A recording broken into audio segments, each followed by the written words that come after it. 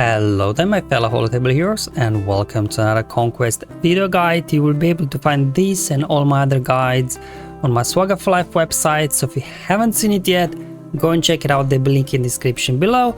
And this one I'll be going up against mini boss and final boss in sector 4. You've probably seen the game update last night that finally fixed the Conquest for us, that kind of tuned the difficulties back to the levels kind of we've grown accustomed to. So I'll be going back in another video and revisiting the bosses in sector 1, 2 and 3.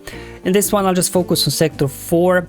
Now, fun fact, the mini boss battle versus Mothma I actually recorded before the update, whereas while I was playing through making my way towards the final boss, they actually released the game update. So the final boss, which is the more challenging one in this sector, is after the update. But I think even Mothma didn't change a whole lot. They made it maybe a little bit easier after the update, but still, you know, what I'm about to show you, I think it should be the same.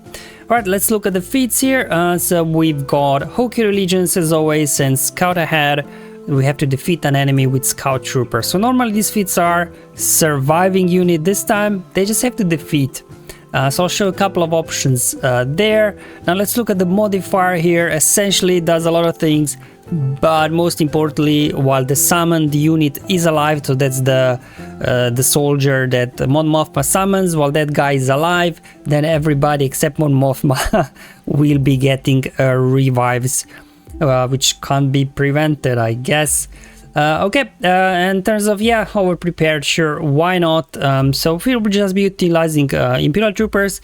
Now, the reason why I'm going only with 3, because when I had a full 5-man team, either Iden, it was just so difficult to line up. Obviously, I've got a low gear Scout Trooper. It was so difficult to line up a kill with Scout Troopers. So I decided, well, I'll just go in with this, and it will be easier, I think, to line up the hit with Scout Trooper. The data is there displayed on the screen as always. If you're interested, just, you know, running the usual setup. Anyway, just going after bigs first, because otherwise you just gain a bunch of bonus per meter all the time. Sure, let's get the buffs up, so we get the revives in case our low gear Scout Trooper gets defeated. Okay, got him in the yellow, getting there. Alright, okay, here comes the heal, the revive. Short Trooper there tanking like a champ. There we go, we got the revive now, both revives out. Let's do here another AoE. There we go, got guys in the red. Sure, let's get the taunt up, heal back. Alright, this is it, there we go. We got a kill with Scout Trooper. And as you will see now, because it's only 3 of us, we'll get now wrecked. But that's okay, because even though I lost the battle, it still counts. So you don't have to win, you just have to defeat one. So that's one way of doing it. And let me show another way as well. Obviously we do have that consumable that summons the new Dark Trooper Moff Gideon, that we got 5 of them for free. So might as well just, you know, use it, and I'll then bring in a full Imperial Remnant squad, just all of them. So we'll have double Gideon action. And here we've got extra revives as well from both Gideons in case your Scout Trooper gets defeated. So here's the same strategies before, because again I did have a 5-man team. It took a while to line things up. So I'm just speeding up the footage. I'm like, I was so close so many times. Just a low gear Scout Trooper, unable to finish somebody off. Even there, Wedge was so low, was unable to take him down. But luckily, because of all these revives, we can keep going. There we go, Wedge is down, and I got a kill there with the Scout Trooper. So now we can just go ahead, finish off the battle, and obviously this would complete as well Hoki Allegiance feat for you if you haven't done it with a different team. So quite fun mini boss battle in this one. Okay, so from the mini boss to the final boss, again this is after the game update, so it should be the way you will be doing it when you get to. We're going up against Palpatine Vader, so it's got a similar vibe there, like Sector 3 Wampa Vader. And actually they've done a really nice job once we get to modifiers. But first we have the feats. This is the way we have to win it with a full squad of Mandalorians, and then also win with light side characters only. Now we do have 5-side light Mandalorians, so if they're decent, you've got good data discs. I'll also show you can knock out both feats in a single battle. Now speaking of modifiers, I really love what they've done this. you have to appeal to the good in Darth Vader and persuade him to save you from the Emperor, that he turns back to the light side. I think this is really cool. We just got an ability that starts off on cooldown and is reduced whenever one of our non-leaders take a turn.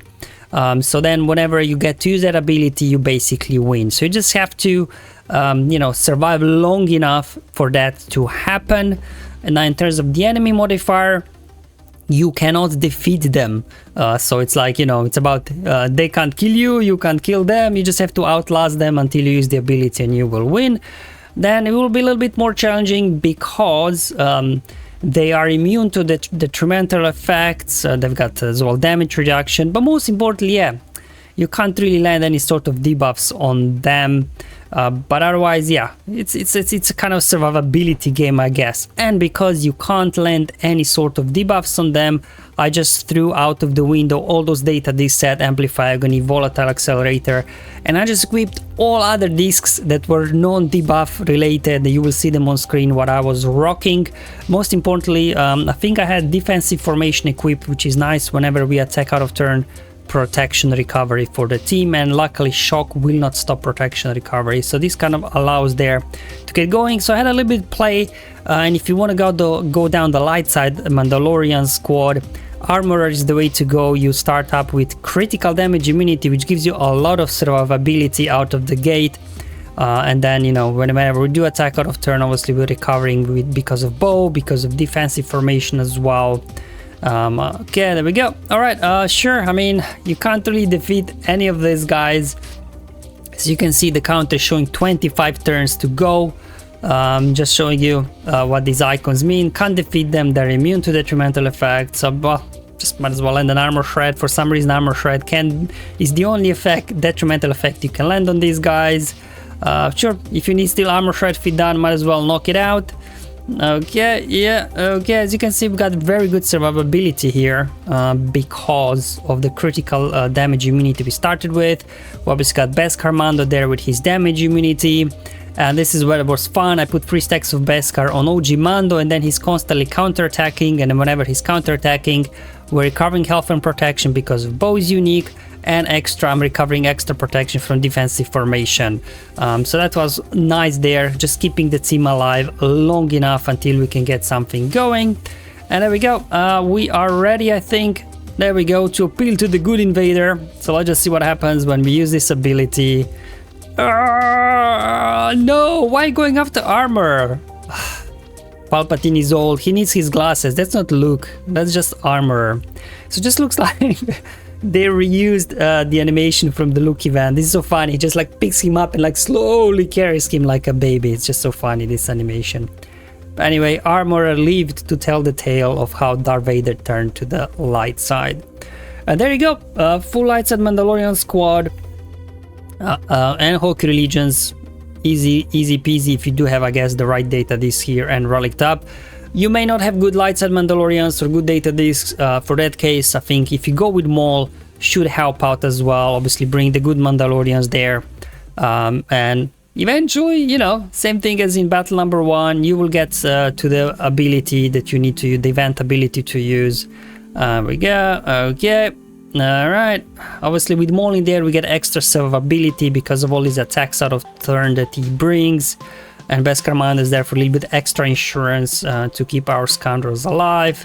But otherwise, not much else you can do here. Like, actually, that it's not a great idea that Maul is taking that many turns, I guess, because we need our allies to take turn to reduce the cooldown of ability. I'm like, oh my boy, this will take a while. I can't take them out, they can't take me out, so I just hit full auto at this point for a minute or so, and then I took it off auto just to see how we are doing with the counter there. There we go, auto was off. I'm like, let's see once Maul gets a turn how far away we are here with the ability. Okay, only we need one more turn, so somebody take a turn. There we go. So whenever Maul gets his next turn, I will be able to use the event ability and win this battle. Sure, get some Beskar on Mando. Sorry, on Maul. He needs to survive at all costs because he's the only one that can use the ability and appeal to the good in Darth Vader. And there we go. I'm just gonna skip the animation because we've already seen it. And let's just go ahead and on to the next battle. Now if you've done the mixed Mandalorian squad, you will still need a team here that has a light side only units. So you can do this with Padme easily. Obviously we got lots of survivability again with Padme here. We got dispels, we got heals, protection up, bonus turns from Anakin, then Padme gets a bonus turn so she can cleanse everybody off. And once we get protection up, these guys can't land debuffs. Well, except Vader's basic, the Jedi and Rebels, they can't resist it, so that one will land, but any sort of other debuffs will not be landing. So similar thing like with Maul. Decided, you know what, probably just gonna hit this on autoplay, give it a minute or so, then check the counter whenever Padme gets a turn just to see how we are doing with the event ability cooldown. I'm like, yeah, okay, here we go, let's press some tenacity up, sure, why not. Let's see when Padme gets a turn how I'm doing. We can't defeat these guys anyway, so it doesn't matter what abilities we're using, we're just staying alive long enough until Padme gets a turn, and hopefully it's got the event ability ready to be used. Come on Padme, get in here girl, come on. Almost there. There we go, perfect timing. Let's just go ahead, appeal to the good in Darth Vader for the third time in this video. And there you go guys. Hopefully this video was useful and helpful, just showing you the teams here that I tried out, both mini boss and final boss in Sector 4. So overall, after the fix, definitely things are a little bit more normal like we are accustomed to. Thank you for watching. I'll see you in Sector 5 video, but until then, have fun, enjoy your life, and may the RNG be with you, my friends.